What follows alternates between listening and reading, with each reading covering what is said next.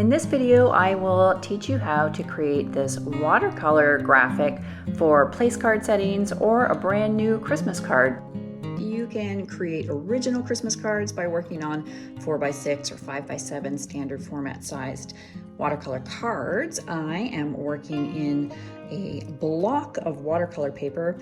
My preferred surface is cold pressed, so that denotes the surface type, which means it's got just a little bit of tooth.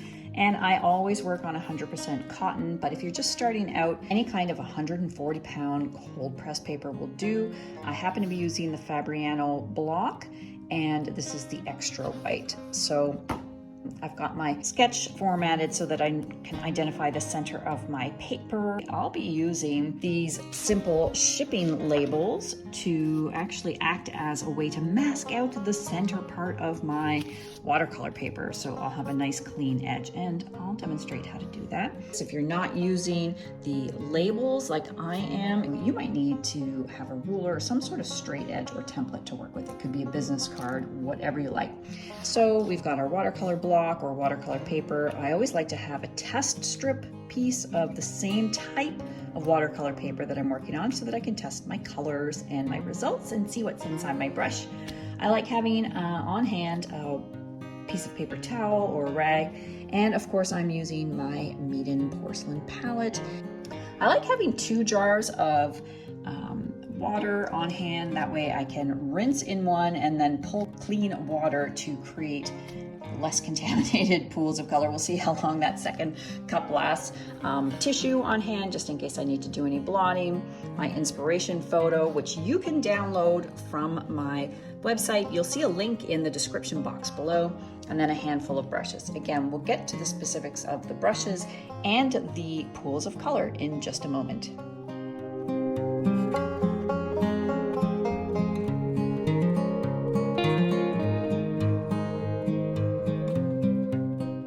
So if you've been with me a while, you know that I like to spritz my palette just to wake things up a little bit, get the colors all primed and ready to go. You don't need a lot of water in there. If you're using artist quality paints, they won't take long at all before they're nice and primed and ready to go. That I love using synthetic brushes to mix my paints. That way there's no extra wear and tear on my bristles. And this one in particular, I'm using my ivory filbert from my line of brushes. And what I like about this brush is it's kind of like a little paddle, so it's nice and thin, and the bristles are actually quite rigid, so I'm able to scoop up a lot of color and make my pools really efficiently and quickly, as you'll see here. So I'm going to use my synthetic brush, and now we're going to create some pools of color. We're working with a pool of raw sienna, so I'll put that out, and then into that I'm going to clean my brush, wipe my brush. Into that I'm going to be adding a little bit of sap green, and that will give me a nice kind of olive color. And I always add just a tiny bit of the second color so that I don't overwhelm that first lighter, weaker color too quickly. The next color I'll be making is going to have a base of Hooker's Green Dark. You could use a Windsor Green, even a phthalo green. And then to that, I'm going to add a little bit of Prussian blue.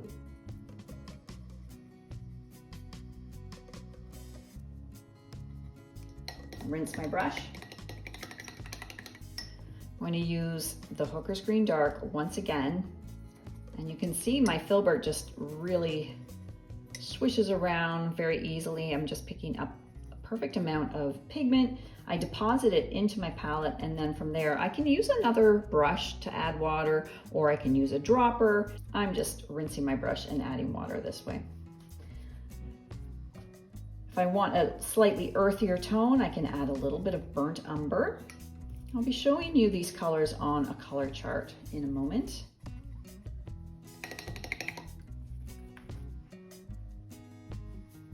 I'm also going to want just a little bit of Prussian blue on its own somewhere. You can certainly be working in a palette that has a bunch of separate wells, but I'll manage just fine on my porcelain tray here. From here, I want to get a few of the browns ready that I'll be integrating to the greens. I always like using a little bit of brown to ensure that my greens look natural. So here I'm using burnt umber. And I don't need too much of that. It will act as the brown inside the foliage and the greenery, but it will also give me support for some of the reddish brown seed pods or any last minute decisions that I want to make for berries and to be my permanent red. So I just need a tiny little pool of that, and we might be coming to that a little bit later. You know what? I want just a bit of raw sienna out here as well. So let's have a look at these colors on a color chart so that you can have a better understanding of what we're after. For full-length videos that you can own and watch and stream anywhere, anytime, please check out my website, CrystalBeshara.com. So here is what the colors look like. Here's raw sienna, and you could use yellow ochre as an alternative if you want to. And then the raw sienna sap green mixture, which gives a nice olive green. The Hooker's Green Dark and burnt umber mixture, which gives a more natural, rich dark green. And the cooler green that we made with the Hooker's Green Dark and Prussian looks like this, a beautiful bluey green. Next, I've got my Prussian blue just straight up. Burnt umber on its own, and finally my permanent red, but you can use a scarlet or a cadmium red, any kind of red you want. And really, as long as you've got colors that kind of resemble this variety, you'll be all set to go for my newest Christmas card. You'll be set to go for my newest Christmas card video tutorial.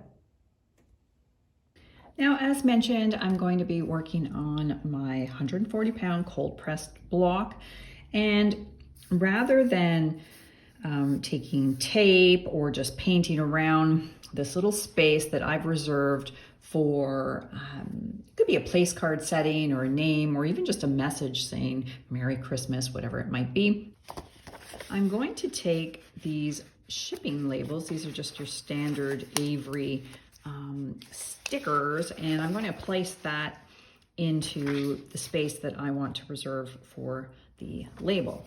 So I've already demarcated the areas that I want to stick this little sticker to. Just make sure that it's straight, and then I'm going to press it down to the extent that the edges are sealed so I can paint over it like a stencil, but then I'm still going to be easily able to remove this afterwards. So I can even just burnish the edges down a little bit, but rest assured it will peel up when needed. Now I still have my pencil lines on here, so I can take a white vinyl eraser or even a kneadable eraser and just erase out anything that I don't need. Try not to handle my watercolor paper too much, especially if you've got hand lotion on or anything like that.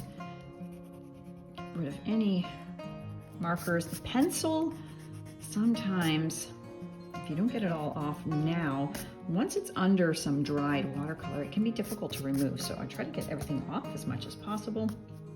And we are ready to sketch. So what I'm going to use is my 2H or 3H pencil, and this will ensure a nice light line. And I do anticipate using some fairly dark colors, so I don't want the line to be so light that I can't see what it is that I'm doing or any of my guidelines here. So all I'm doing is just going to be starting with the center line, almost like the vein or the stem of these plants. And I want varying lengths, and I want some close together, some far apart, just creating an assortment of directions for the greenery. So this gives me a nice little template kind of looks awful and like a crazy spider. Notice that my strokes start on the taped out area, and that way it'll be a nice clean line when I remove that sticker later. So from here, if you are not confident with just painting these haphazard or spontaneously, you can continue to develop the sketch a little bit further, maybe putting some little seed pods on or some leaves or a combination thereof. I'm going to put a few on here, but I think for the most part, I'm just going to wing it. The holly is a little bit trickier, so for that, I definitely will sketch this out, just sort of bouncing these little scalloped shapes. Again, my strokes should always start on the, again, my strokes should start on the sticker, and that just gives the impression that these things are coming from out and behind that rectangle. My recommendation is that everything should move outward and flow nicely. Nothing should be completely vertical or horizontal. That will just give you a much more pleasing design.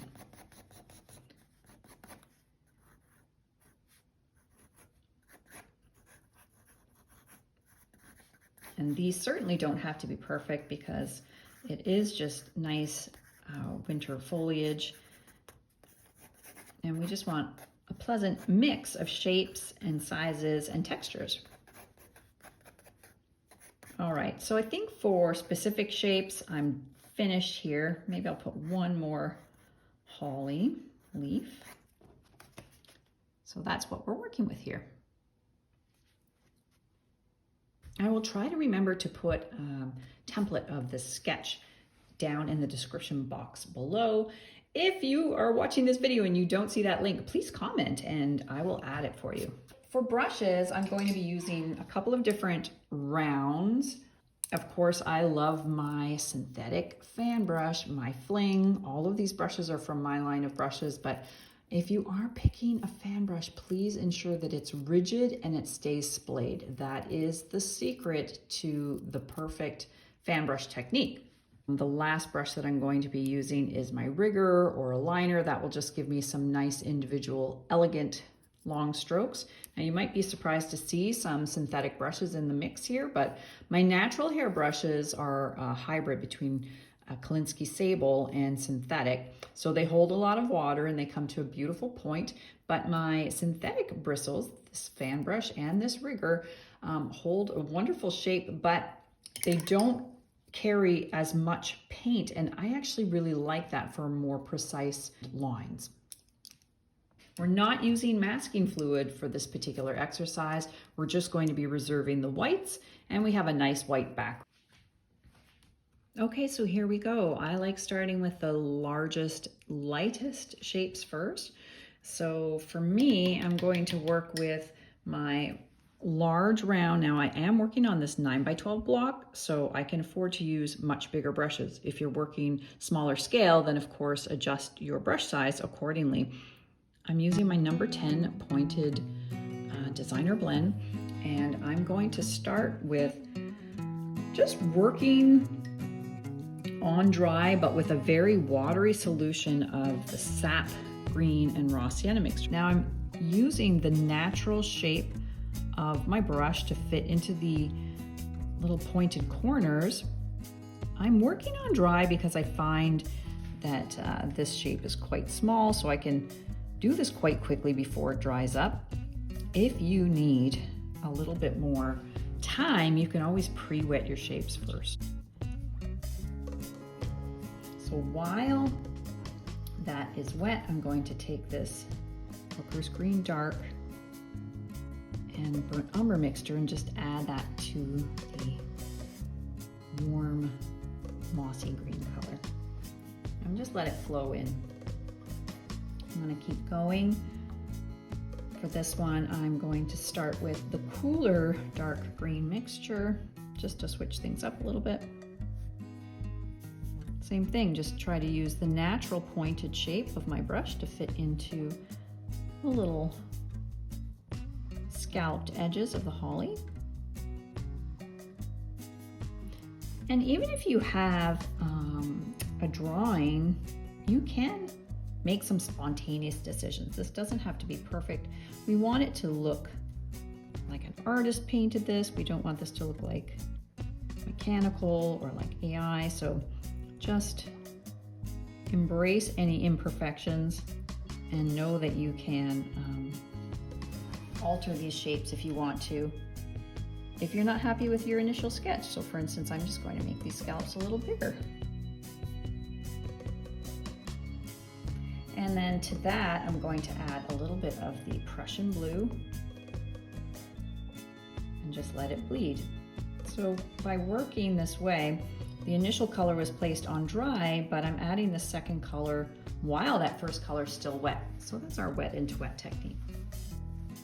I'll do a few more hollies, and that way I can just be done with that type of shape and move on to the pine.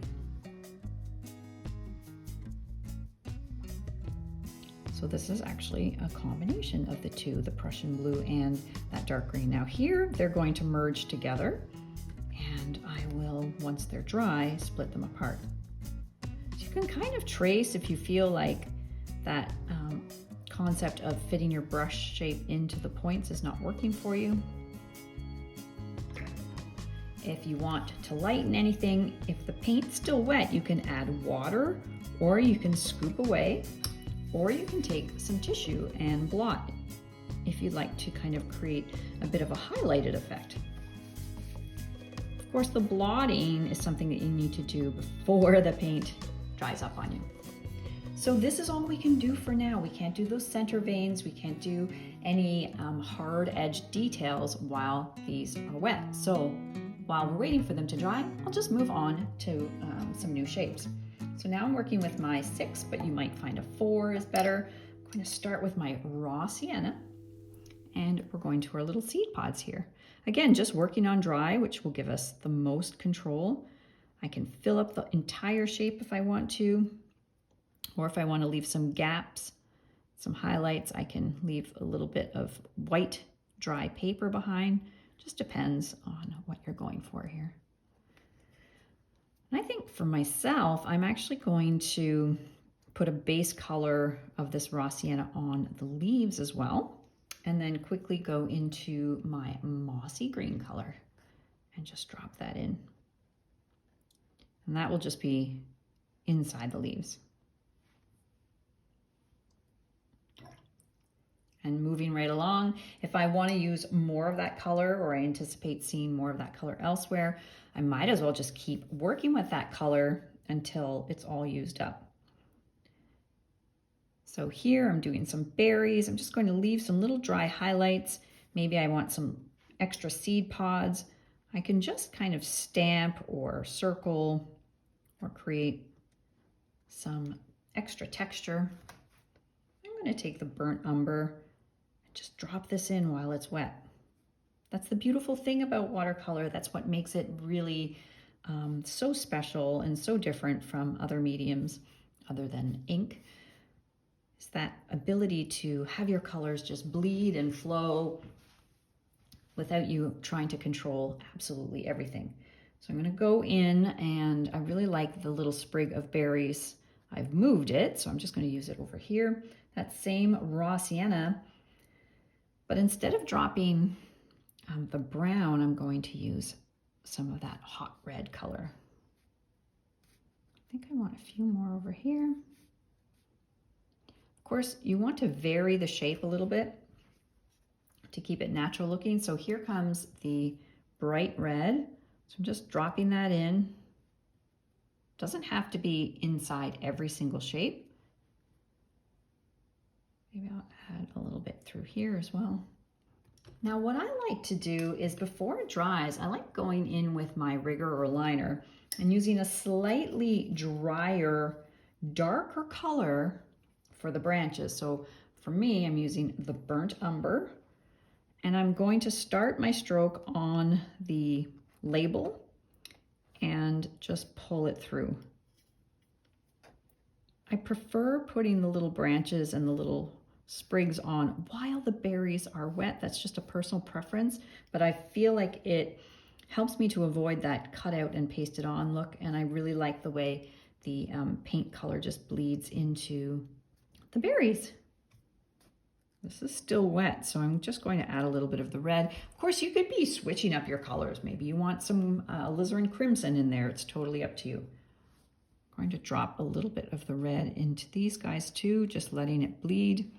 If it's starting to dry or if it's completely dried, it just won't bleed. It will create hard edges. Again, for any highlights, or if your color is kind of going where you don't want it to go, you can just blot really hard with the tissue, and you can make that little spot as tiny as you want or as thick as you want. It just depends on how big the little twisted point is.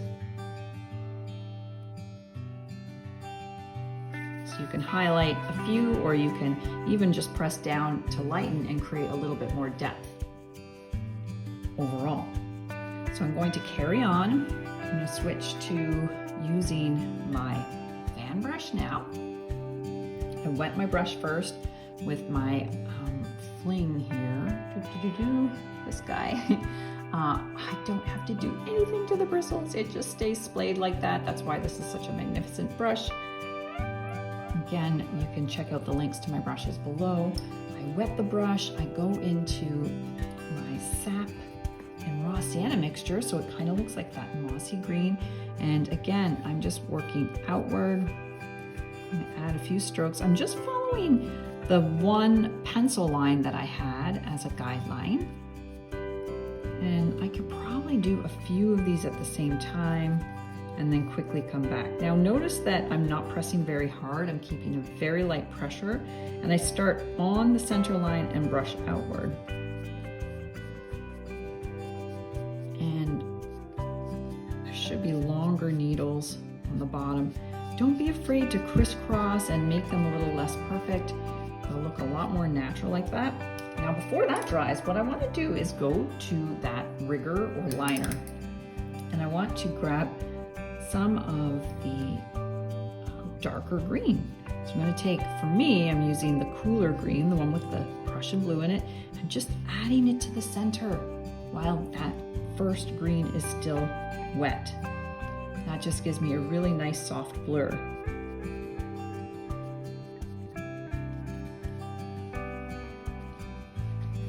I can even add a little bit of burnt umber for the stem. You just have to wait for the timing to be just right. That takes some practice, but be patient with yourself. If you want it to bleed, it has to be quite wet. If you don't want it to bleed, then you want to approach the paper when everything is dry. That gives you more control over your shapes. I'm going to go back and add a few more brighter red berries. So this is dried up a little bit, so you can see how these just really stay put. Now this is just a loose illustration. This is not a botanical illustration. We don't have to identify exactly what these berries are. We're just making color and shape and something that resembles some winter greenery. Now, if you want a pine sprig that is a little bit more sparse, you can do the whole thing with your rigger. You don't have to use the fan brush at all. That's the technique I want to show you here. So I'm going to start with the warmer, darker green. So it's the Hooker's Green Dark that had the little bit of burnt umber in it. And I'll show you what that looks like over here. I will start with the center line, just to give myself a little bit more of a guideline. And from that center line, I'm going to do individual strokes that kind of bend and reach up and out. So again, start on the center line. They should have a little bit of a curve, and you can decide on the length depending on the type of evergreen that you're working with. Now, if you want, if those strokes appear to be wet, you can drop more color or a slightly different color in. So for me, I'm adding that bluey green just to the core, and it will travel down the ends of each little spike. Now, once again, I'm going to use the burnt umber to give this a bit more of a natural look. Finally, on the ends where we've got new growth, I'm going to use the sap green mixture, so it's a bit more yellow. Once you're finished, you can leave it like that, or you can lightly blot just the ends to make them integrate into the white background, make them seem a little less obtuse. I'm just testing this to see if it's dry enough to add a few individual strokes to make this seem a little less blocky. And it is dry enough, so that will allow me to put a few individual needles right on top. I'm using the cool dark green, but you can use whatever you like. And once again, go in with the burnt umber, just a few little dots and dashes to meld everything together. This is dry as well, so I'm going to add a little bit of the burnt umber just for some definition. And in fact, I think I'm going to add a few darker strokes of that blue-green as well.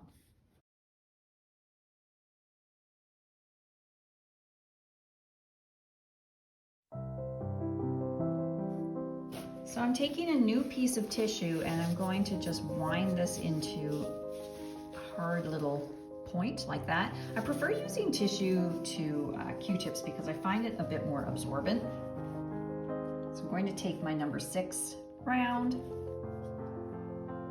and the Prussian blue, I'm working on dry. I'm going to paint these little berries.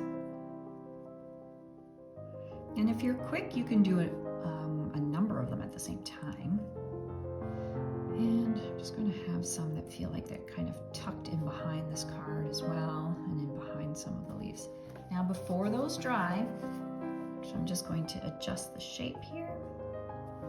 Before they dry, I want to take that twisted tissue and then just blot out some highlights.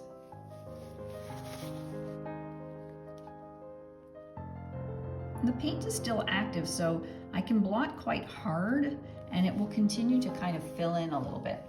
While that's filling in, I might as well take that burnt umber color and paint on a few stems, because you know I do like the color to just bleed in, so when it just touches the berries a little bit, it will have a bit of a softness.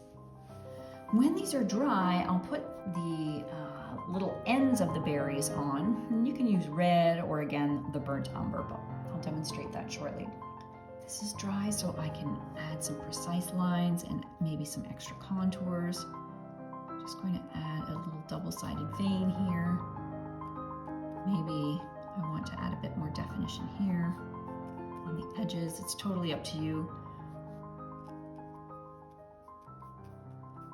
I think I'd like some of that cooler dark green that we had made out of the Hooker's Green Dark and Prussian. I'm just going to fill this in.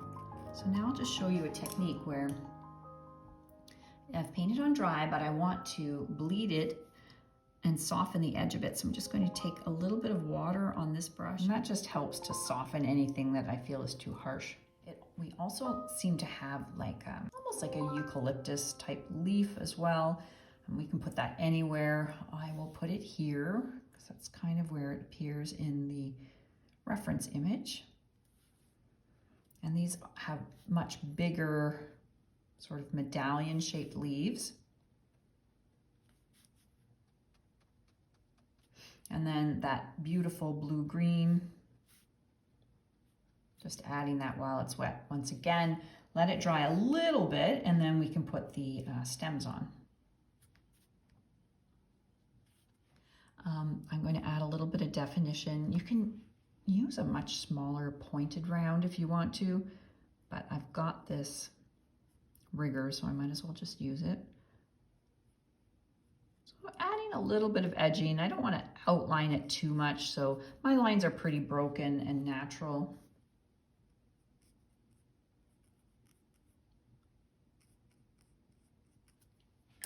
If you need to soften anything, you know what to do now. You just take a bit of water before those lines dry and just bleed the edge. So I'm just grazing the edges of the strokes that I just did.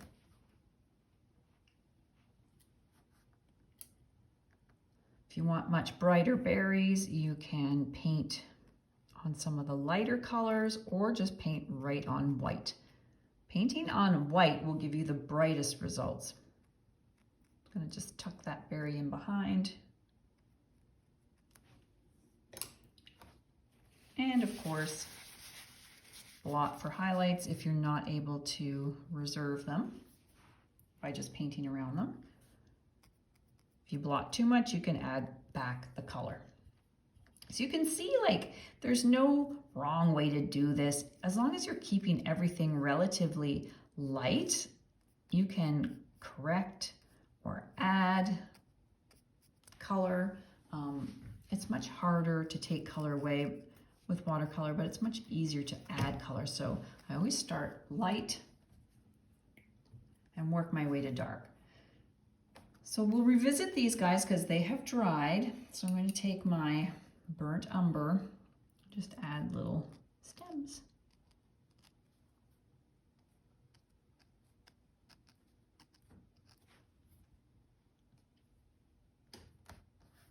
If you're impatient like I am, you're always welcome to use a blow dryer to speed up the drying time. Okay, so it's time to revisit my eucalyptus leaves. I'm going to go back in with my cooler bluey green, and I'm working on dry. And this time I'm going to imagine this leaf being underneath this leaf. So I want to do a bit of a cast shadow. So I paint on the line like so, and it'll be the same here, just a little bit of a cast shadow. Now I can leave it hard edged like that, but I think for me, I prefer to bleed it a little bit. So I'm taking just a bit of water and just softening that edge. And I'll do the same with just the upper part of this leaf. Put it on dry, take a bit of water. So I've cleaned my brush and wiped my brush off, and then I'm just touching the edge to gently drag down and diffuse the color.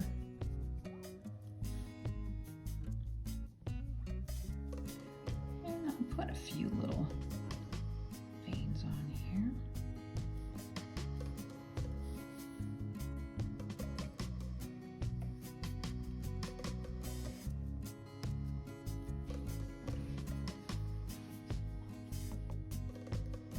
I'm going to do the same thing with my holly here.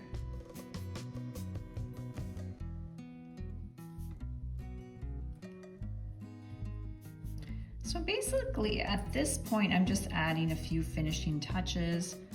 I'll continue adding more leaves, but technique-wise, this is all you need to know in terms of working from light to dark, having a little bit of a guideline first, a handful of brushes,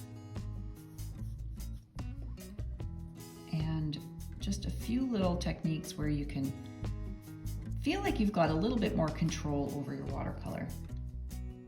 All of these colors are so compatible, so you don't have to worry about, ooh, I'm using the wrong color, or even changing your mind about something. I'm going to pass this stem over top.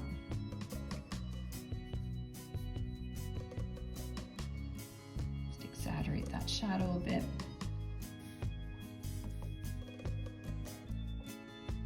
And do a cast shadow there.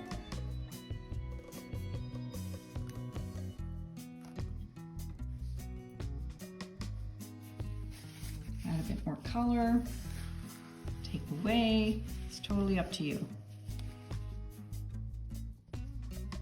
The key is really just to have a nice variety of values and shapes and textures.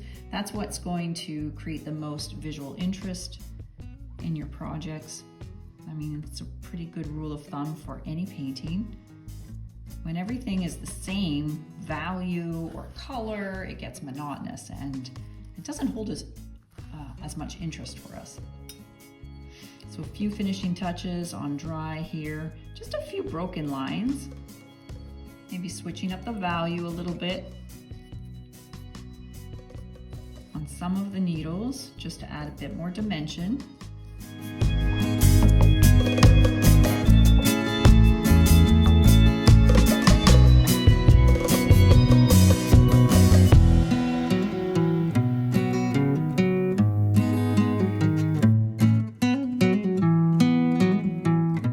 Just using that orangey red, the permanent red, but again, you can use crimson or scarlet or vermilion, just depends on the hue. My palette is more muted and earthy, but you might want something a little brighter looking. Just remembering to hang on to any highlights if you want to have a bit more contrast. And then using those darker greens or darker browns for shadow colors. You can even use violet if you're using slightly cooler range of color.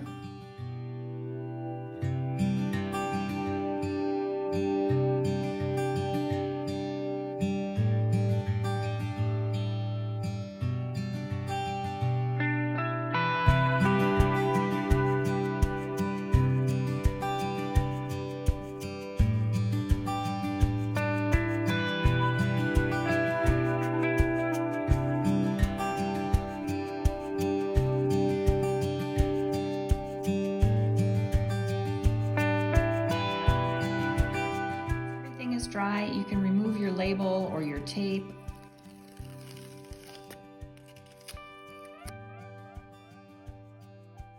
And voila! I do have a little bit of a bleed there from an edge that probably I didn't burnish down hard enough. I'll show you how we can correct that. If the paint is 100% dry, you can take a stiff synthetic flat brush, and I'm just going to take a bit of water. I'm using my ivory flat. These are like little erasers. They work magic. And I blot really hard and it's come up nicely. So you can reproduce this digitally, or you can hand write it yourself. I would be more inclined, because my handwriting's not great, I would probably just take a picture with my iPhone and then upload it and use Canva or Adobe Express and add digitally whatever message or name you'd like to see in the center of your winter greenery.